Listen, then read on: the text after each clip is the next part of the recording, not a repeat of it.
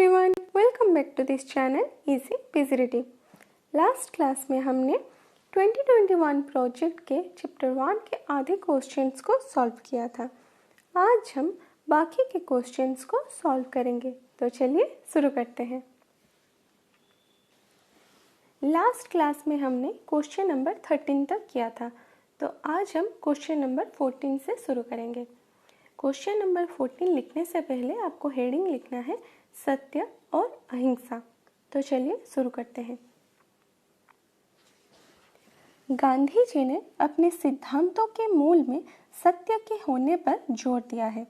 उन्होंने सिर्फ शब्दों से लोगों की सेवा नहीं की, उनका पूरा जीवन उनके द्वारा ग्रहण किए गए सिद्धांतों का एक निरंतर धुन था। उन्होंने समाज के लिए कई वास्तविक सेवाएं प्रदान की।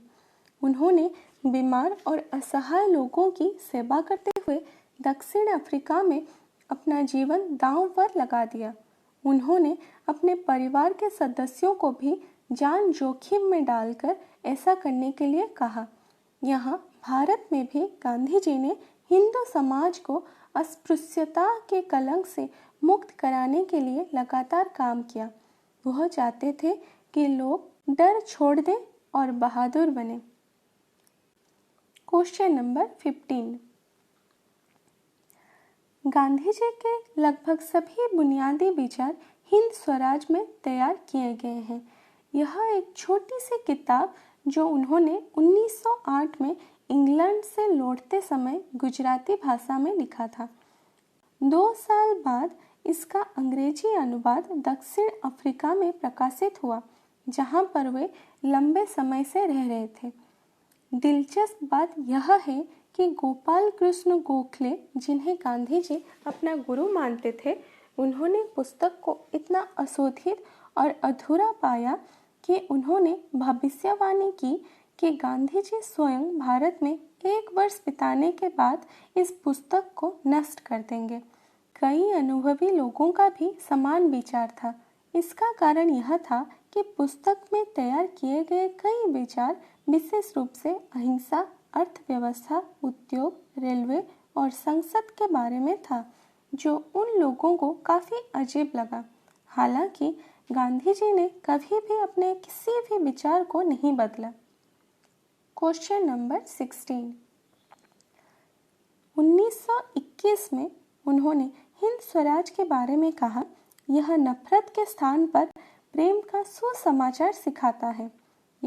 यह हिंसा को आत्म बलिदान से बदल देता है। यह आत्मबल को पाशविक शक्ति के विरुद्ध खड़ा करता है। मैं एक महिला मित्र के सम्मान में सिर्फ एक शब्द के अलावा कुछ भी वापस नहीं लेता। वह शब्द है बेश्या, जिससे गांधी जी ने इंग्लैंड के संसद की परिस्थिति और चरित्र का वर्णन किया है। Question number 17। गांधी जी के संपूर्ण दर्शन और सिद्धांतों में अहिंसा प्रमुख थी।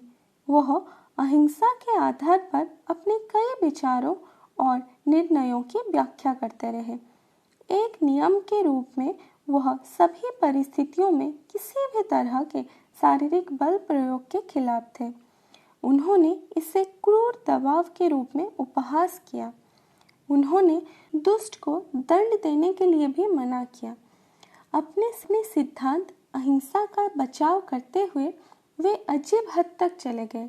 दशकों बाद भी उन्होंने ब्रिटिश नेताओं को हिटलर का विरोध न करने के लिए लिखा, लेकिन रक्तपात से बचने के लिए उन्हें इंग्लैंड पर कब्जा करने दिया। ऐसे और भी उदाहरण थे जब राजनीति में गांधी जी का अहिंसा विचार अनुचित लगे। Question number 18। वास्तव में उनके अहिंसा के सिद्धांत पर चलना हमेशा स्वयं गांधी जी के लिए भी संभव नहीं था।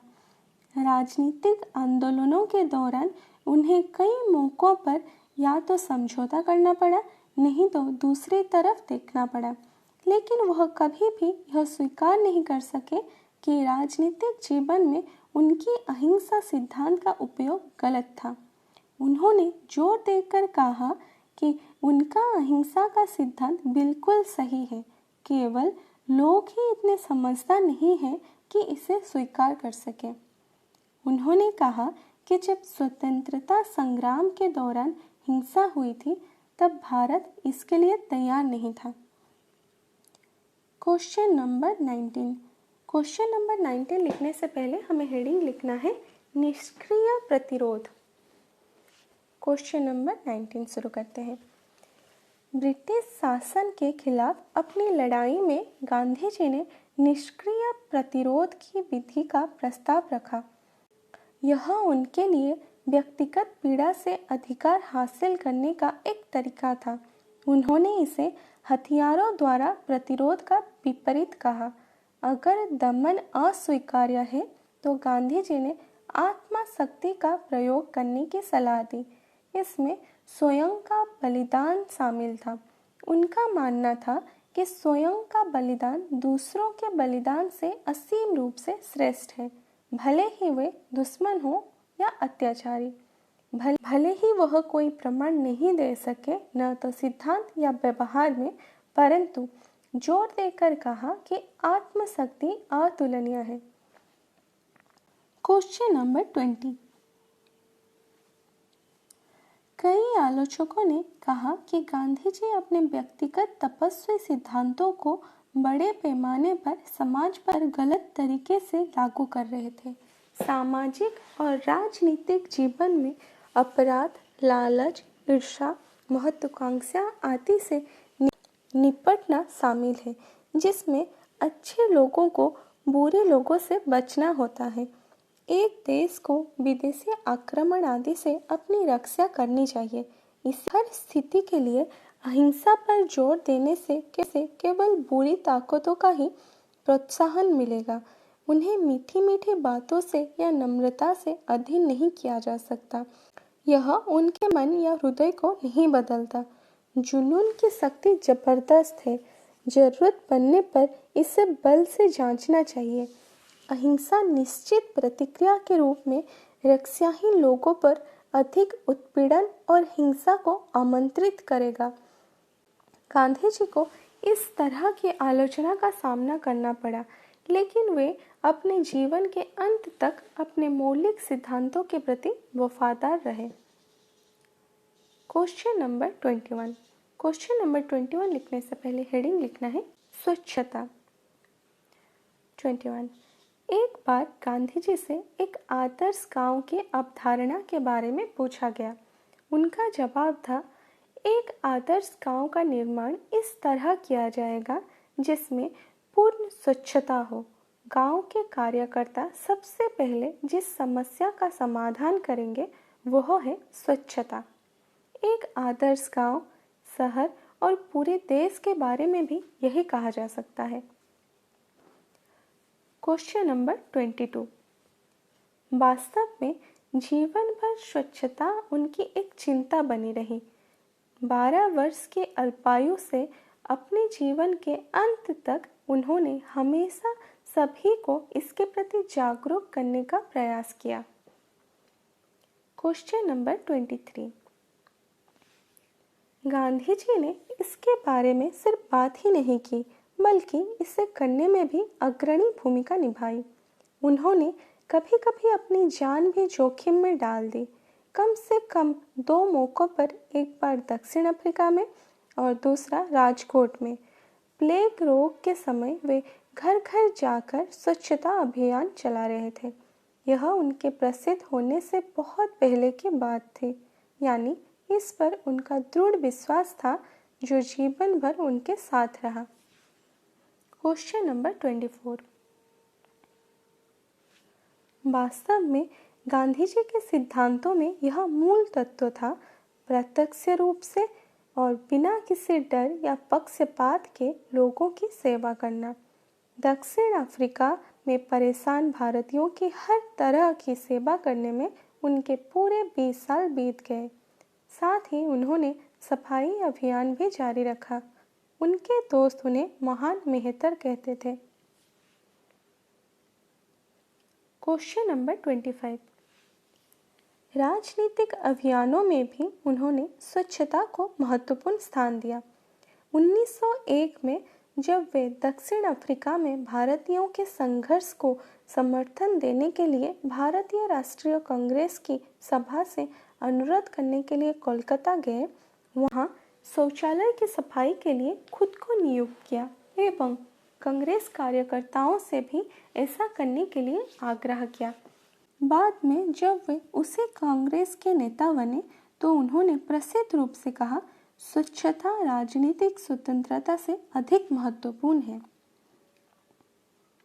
Question number 26। इस कथन में एक छिपा हुआ ज्ञान था।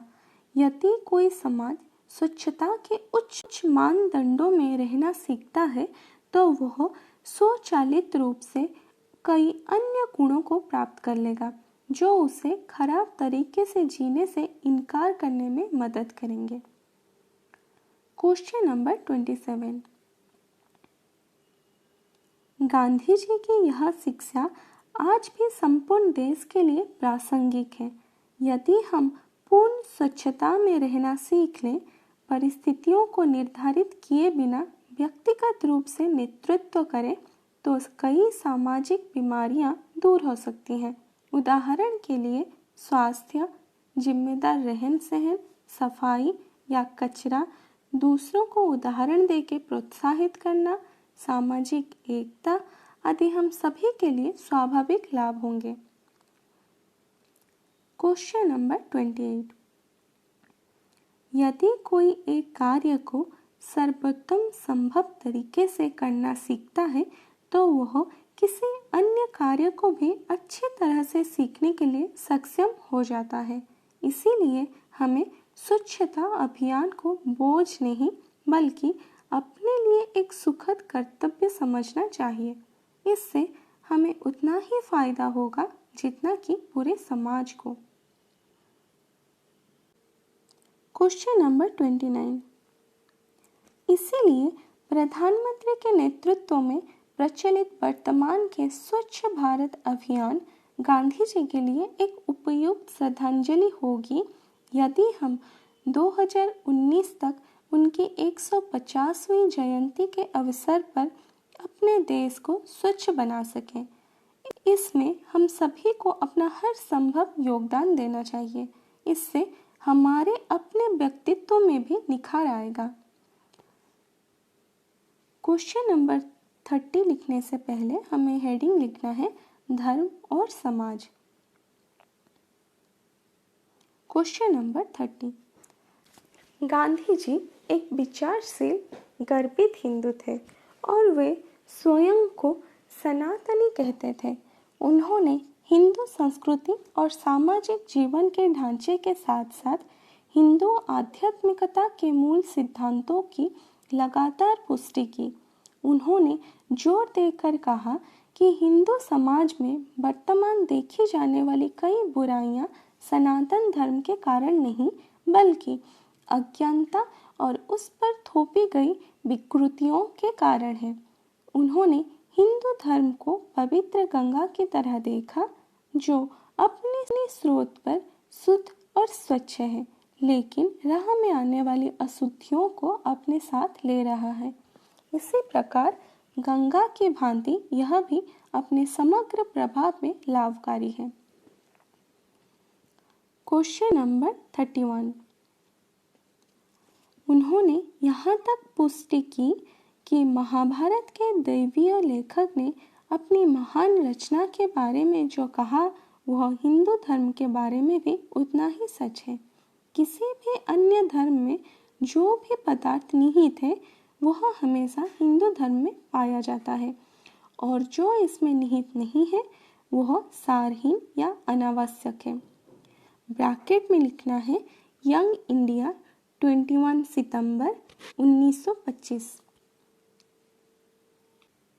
Question number 32।